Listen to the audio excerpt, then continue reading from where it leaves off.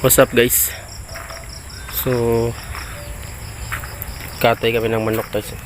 Bisaya guys. Bisaya. Hindi po ito English. Hindi po ito Tagalog. Bisaya po ito. Fresh from the farm. Ano daw, anong gawin natin? Halang-halang? Halang-halang. Halang-halang sa Bisaya. Di ko alam kung tawag yan sa Tagalog mga guys. Hot chili. Hot chili. Mamaya panoorin nyo mga guys paano magluto ng halang-halang na manok. Native na manok, halang-halang. Halang-halang. So yun, medyo malinis na yung manok oh. Malapit-lapit na guys. Konting tiis na lang. Konting tiis na lang. Maluluto na to, halang-halang. Tapos itapon. Pakain sa aso. So dito kami nagluto sa abuhan. Sa Tagalog. Sa Tagalog sa abuhan? Abuhan. Abuhan. Apoy.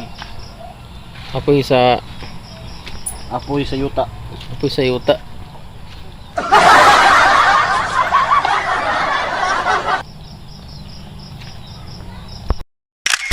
So yun mga guys no, time check muna tayo, alas 5:30 na ng hapon.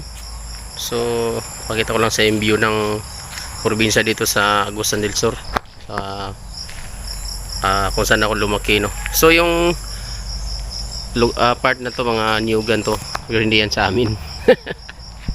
Yung baba niyan mga kalamansian yan mga guys.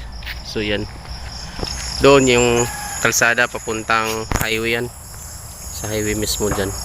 Yan, yung gilid na yun, bundok yan. Yan, yan highway dyan, kita ba? Yan. So pag galing dyan, baba dyan sa kalsada, yung lakad lang papunta dito sa bahay ng kapatid ko. So yan, yung sa amin kasi, yung pinaka bahay namin dati sa papa ko, doon pa yun sa may doon na part. Baka bukas makapunta ako doon, hindi pa ako nakapunta doon. So yan nga, mamaya magluto tayo ng halang-halang na manok, native.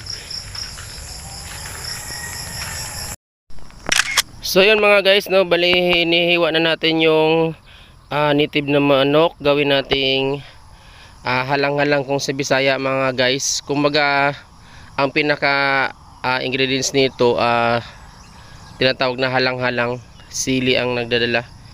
Ang halang kasi sa Bisaya mga guys, sa Tagalog yung maanghang no. So pangpulutang to mga guys, mino, pero pwede rin pang ulam kung gusto mong medyo mild lang na anghang na pagkaluto. So yan mga guys, bali naka ready na yung panggisa natin. Naghiwa tayo ng dito, bawang, sibuyas, may bell pepper. So ito yung manok natin na hiniwa na maliliit mga guys, native na manok yan. So mikos-mikos lang mga guys, mikos-mikos mo natin yan. So yan, naka ready na yung kawali natin mga guys. Gisahin natin yan, lagyan natin ng mantika no. Siling labuyo mga guys, ito yung pinaka main ingredients. So yun mga guys, bali nagisa na natin tong manok. Lagyan nyo na lang to yung konti mga guys, saka medyo damihan ng konti na tubig para yun ang higupin na sabaw. So nalagyan na rin yan ng sili mga guys, siling labuyo no, medyo konti lang lagyan natin para hindi masyado maanghang. So yun mga guys, ito na yung resulta sa halang-halang, Bisaya version halang-halang. Kung sa Bicol to mga guys, Bicol Express, kaso nga lang may gata yun. So ito, dagdagan natin ng sili mga guys, dahil medyo di pa masyadong maanghang no.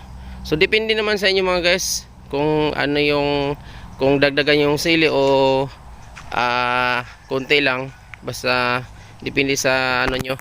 So ito, dinagdagan namin ng sili. So ito, medyo malambot na to, native na manok no, halang-halang Bisaya version. So yun mga guys, bali hanggang dito na lang muna yung video natin. Ready na sa ating halang-halang. So maraming salamat sa inyo dyan. Bye bye.